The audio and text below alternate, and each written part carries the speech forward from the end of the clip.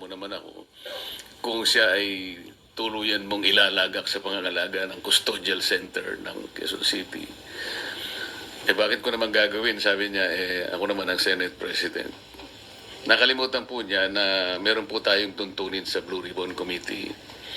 Ito po ay nasa Article 6, Section 6, Paragraph C ng rules ng Blue Ribbon Committee. Kailangan po malaman ninyo. Ang sinasabi po ron, yung witness na cited in contempt may be ordered to be detained in such a place as may be designated by the committee alone. Meron pong option doon or with the concurrence of the Senate President. Sa mga tweet, yun lamang designated place by the committee alone, sapat na yun Kaya ko sinabi, dapat kinonsulta mo ko. Ngayon lang, sabi niya, napalitan ka na Bakit pa kita kukonsultahin? Hindi po Nung kinumit niya sa Quezon City Custodial Center, na-monitor ko sa bilyonaryo at saka sa ibang mga pahayagan, Inquirer, mga 2:15, 1:30 to 2:15 p.m. ang nakalagay sa mga dyaryo. For the record, nung ako po napalitan is about 5:24 in the afternoon. So ako pa rin ang chairman. So gusto ko lang linawin yun. Ang pangalawa po rito ay yung aking sulat sa DOJ na bilang nananatiling chairman noon ng ating Blue Ribbon Committee, nirekomenda ko po na siya ay makapag-apply sa Witness Protection Program. Sangayon po sa Republic Act 6981. Kasi po sinasabi rin po sa Section 4 na sinasabi na sa kaso ng legislative investigation in aid of legislation, yung witness po, upon his express consent, ay pwede siyang ma-admit into the program upon the recommendation of the Legislative Committee where his testimony is needed. So yun po yung aking ginawa.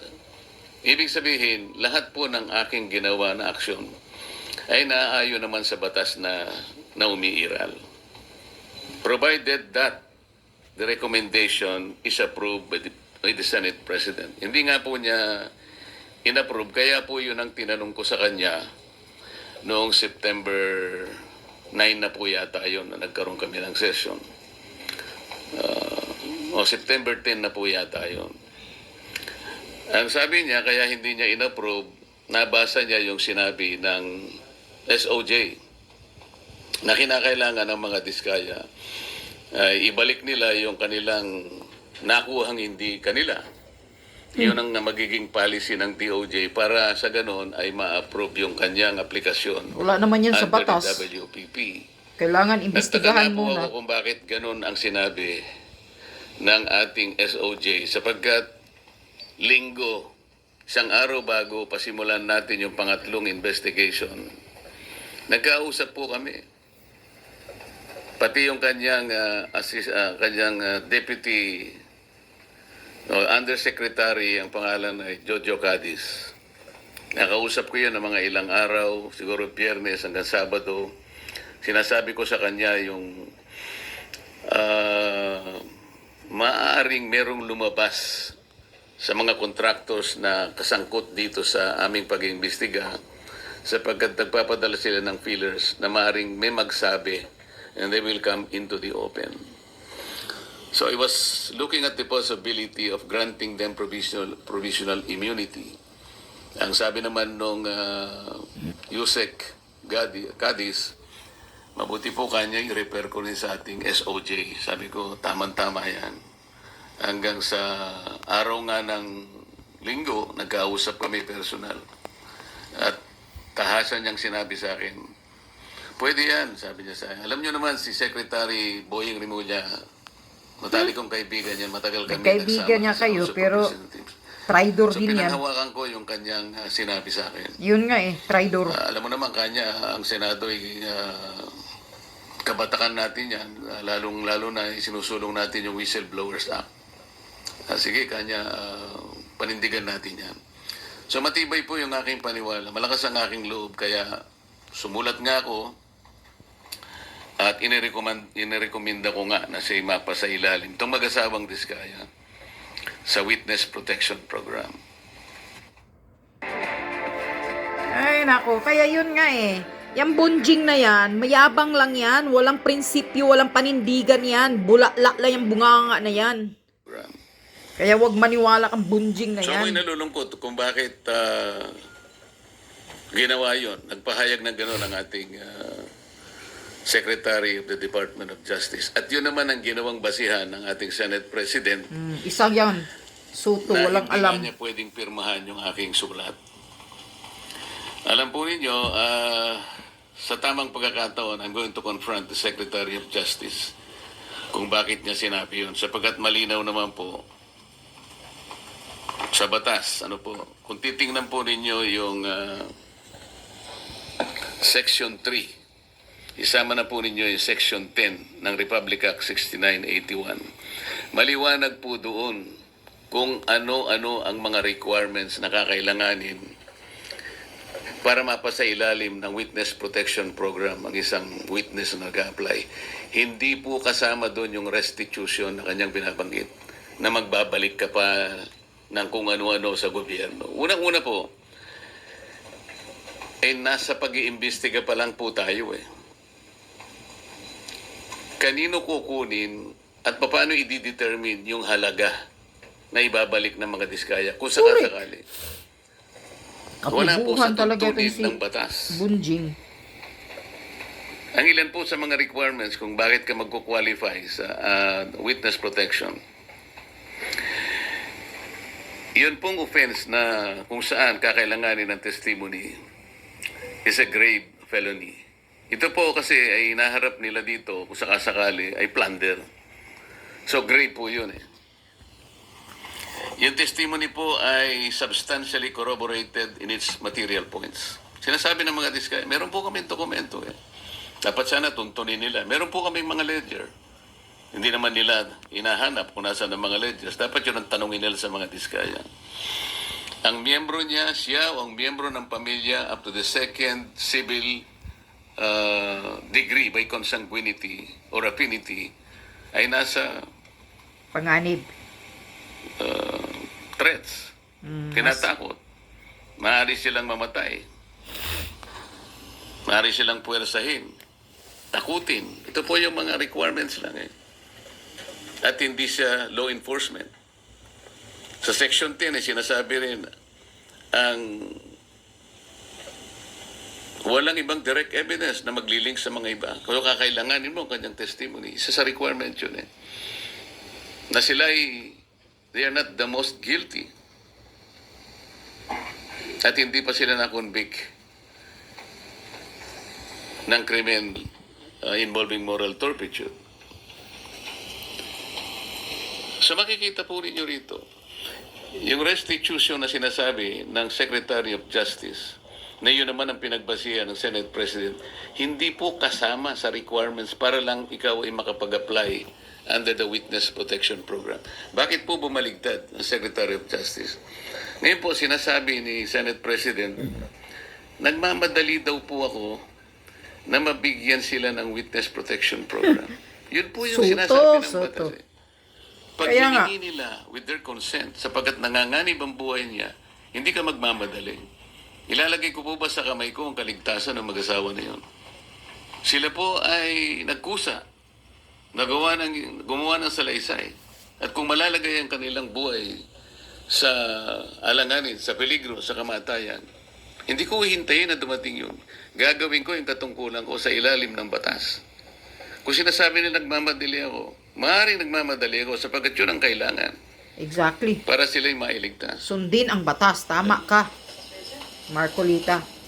Yun nga eh. Sir, kaya nyo ba siya ini-apply sa protection program? Sa tingin nyo ba, nagsasabi ng totoo yung mag-asawang Diskaya? Kasi may mga observation na parang selective ang kanya lang pinangalanan. Yung Ito na namang kabubuhang tanong. Year 2016 pa, as early as 2016, nag-DDPWH projects na sila. Pero parang wala siyang pinangalanan doon sa...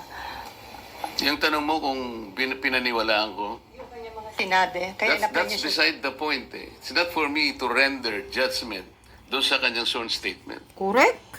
Yun ang kanyang sworn statement. Statement At niya yun. sinabi niya roon na nanganganib po yung buhay ko namin dahil sa lumabas po kami na ganito. At bukod doon, bago siya gumawa ng isang sworn statement, minabuti ko para masiguro ko na talagang voluntaryo ang kanyang gagawin. Sabi ko sa emissary niya, pasulatin mo sa akin kahit na handwritten note. 현재 correct. 수도권 전역에서 아? 정체불명의 바이러스 감염 사례가 Ikaw, 급격히 Soto, 확산되고 있습니다. sundin mo ang batas para walang gulo sa inyo dyan. Yan ang problema eh. Pasulatin mo sa akin kahit na handwritten note na talagang voluntaryo niyang gagawin at kung bakit niya gagawin yun. Nasatisfy ako doon sa kanyang sulat. Kaya sabi ko, sige, sabihin niyo sa kanila, gumawa sila ng sworn statement. Hindi para sa akin na i-judge yung sworn statement. Yan, Ito tama. will form part of the proceedings. Na pagdating ng araw, ito ay gagamitin po ng korte. Mahaba pong proseso ito eh. The Senate President already rendered judgment doon Correct. sa sworn statement. Dapat hindi po ganun eh. Inusgahan na ni Soto Wala po agad eh. kaming karapatan, husgahan ang sworn statement ng isang taong gustong magpahayag ng kanilang saloobin. May kinalaman sa pag-iimbestiga nito. Pero sir, yung decision niyo na gawin siyang state Hiningi witness. po niya yun. At nasa batas po na kinakailangang ibigay sapagkat nanganganib nga yung buhay niya sang-ayon sa kanilang pahay. Nakikita ko rin po, sa tahanan nila pinagbababato sila. Ano po ang Nakonsulta- gagawin ng isang chairman ng Blue Ribbon Committee? Sir, nakonsulta daw po ba yung mga miyembro ng Blue Ribbon o yun ay sariling decision niyo, sir? Paano kung kukonsultahin? Hindi ko nga alam kung maglalabas sila ng sworn statement. Nung ibigay nila sa akin yon, gabi ng linggo, nung makuha ko yung in a sealed envelope, wala na akong pagkakataon na bigyan ko ng kopya ang aking mga kasama. So dahil magsisimula ng alas 9, doon ko inihayag yung sworn statement. Hi, sir. Sir, Mean po from TV5. Sir, I Yes, need ma'am. to ask this, Kasi yung sinasabi kaya daw po ang bilis ninyong inirekomenda maging state witness, nagkaayusan na. Would you want Sino to po comment? nagsabi nun? Sir, yun yung mga nag-circulating among netizens, sir, nung time na lumabas yung letter na... Sana po merong nagsabi talaga kasi mahirap mag-speculate ng ganun.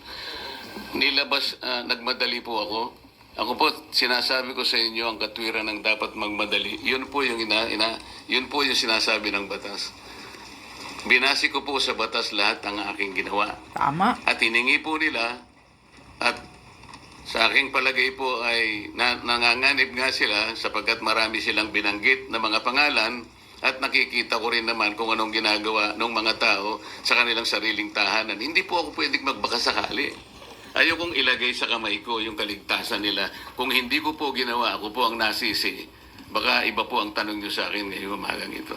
Sir, since malinaw at matibay po pala yung sandigan kung bakit nyo ginawa ito, would you seek audience with Senator Ping as the new Blue Ribbon Chair para po makiusap or paliwanag sa kanya ba't kailangan maging state witness yung Discayas? Alam ko po, alam niya ang tuntunin ng ating mga batas. Iyon po ay sinasaalang-alang ng batas. Hindi po ako naniniwala na hindi nila alam. Babasahin lang po nila yung Republic Act 6981.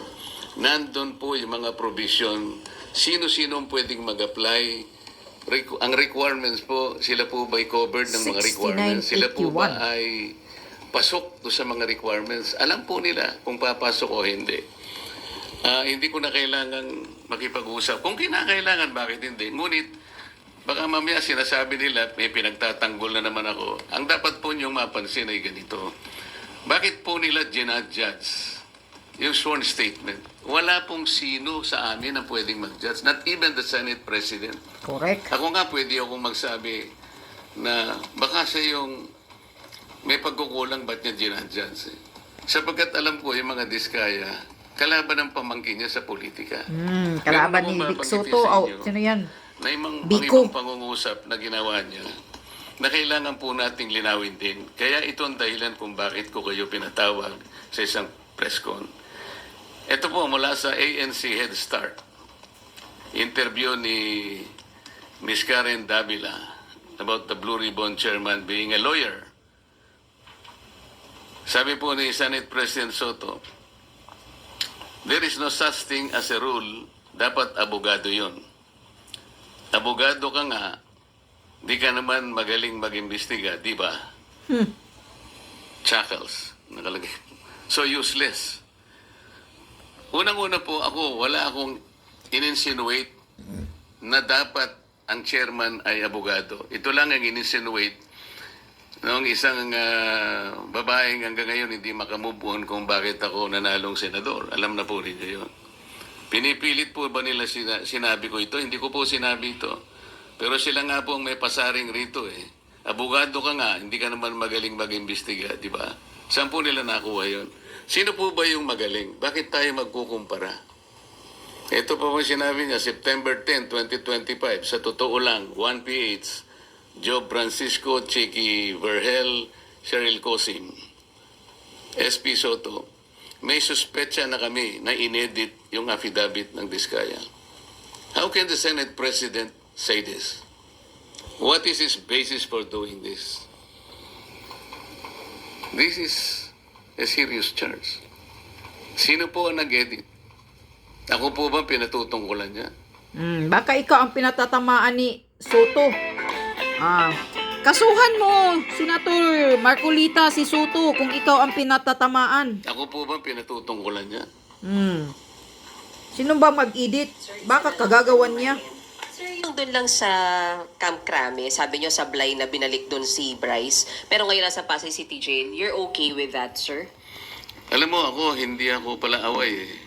Ang gusto ko lang kasi, the processes of the Senate and the integrity of the inquiry will not be compromised. Correct. Ang legal custody nasa Senate. Ang kondisyon na binigay ng Senate President, ibalik sa Senado. How come nag-relent siya sa request ng Speaker of the House of Representatives? Inconsequential yung request. The House of Representatives has nothing to do with the custodial authority of the Senate. Magko-compromise tayo. Ngayon, nung sinabi nila na okay na ba sa'yo, nailagay na lang natin sa Pasay City. Para sa akin, okay na rin. The Senate is under the jurisdiction of Pasay City. Para lang ma-preserve natin, the semblance of authority of the Senate cannot be compromised in any manner. Yun lang ang point eh. Ang dami po nilang sinasabi rito eh. Very debut, September 14, 2025, via Twitter. Wala Kaya nga, pang hearing ang Blue Ribbon. Ano ba nangyari? Malalaman natin sa Blue Ribbon kay Senator Lacson, meron siyang investigasyong ginagawa tungkol dyan. Ibig ba sabihin, will they investigate the Diskayas kung ba't sila gumawa ng sworn statement? Yun ba yung gagawin? Ito yung sworn statement ng tao. You have no right to question that sa Blue Ribbon Committee. Kung ano yung pinahayag niya, it is for the court to appreciate that correct. pagdating ng tamang panahon. Pero para i-judge mo ito, para i-judge mo na inedit ito, o nagkabayaran dito, iba na po yung narrative nila. It is not good for the Senate na ganito po yung gagawin nila. Kami po, hindi ako nakikipagkumpara kung sino yung magaling. Kung sino yung gagawa ng tama, yun po yung tama, yun po yung dapat natin gawin. Exactly. Kahit kailan, hindi po ako nakipagkompetensya kung ang pag-uusapan, yung pagganap ng tungkulin bilang isang senador. Sir, ang Blue Ribbon, wala Yan lang. Ang pakikita ko sa inyo na nagpe-press cons. Binabanatan niya si si Senate President na nagyabang-yabangan, Senator Tito Soto. Ikaw, Tito Soto, halatang-halatado na yung galawan mo.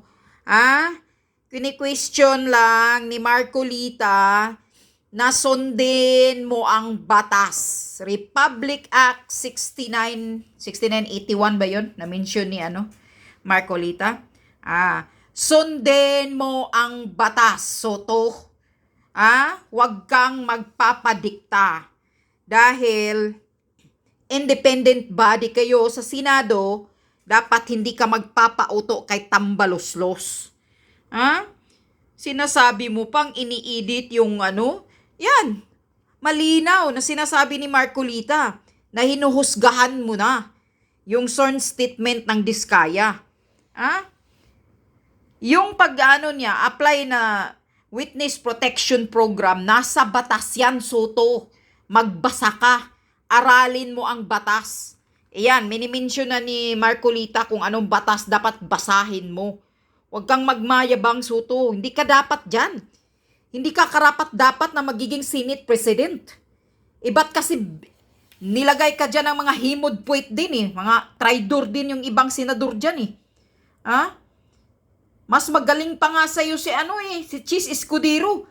Dahil kahit papaano may panindigan, may prinsipyo yung tao na yan. Ikaw, ano ka? Unang-una, hindi ka abogado. Pangalawa, aywan ko ba? Nagpapa-impluensya ka na. Halata na. Yung kilos mo, Soto, nakakahiya ka. Bumaba ka dyan bilang Senate President. Ibalik mo si or else ilagay nyo si Cayetano. Ang dapat dyan, Soto, tandaan mo, lagi kang manindigan, sundin mo ang batas. Yan lang. Huwag kang maging ulol. Nakakapanggigil na kayo. Dapat isarado kayo lahat dyan eh.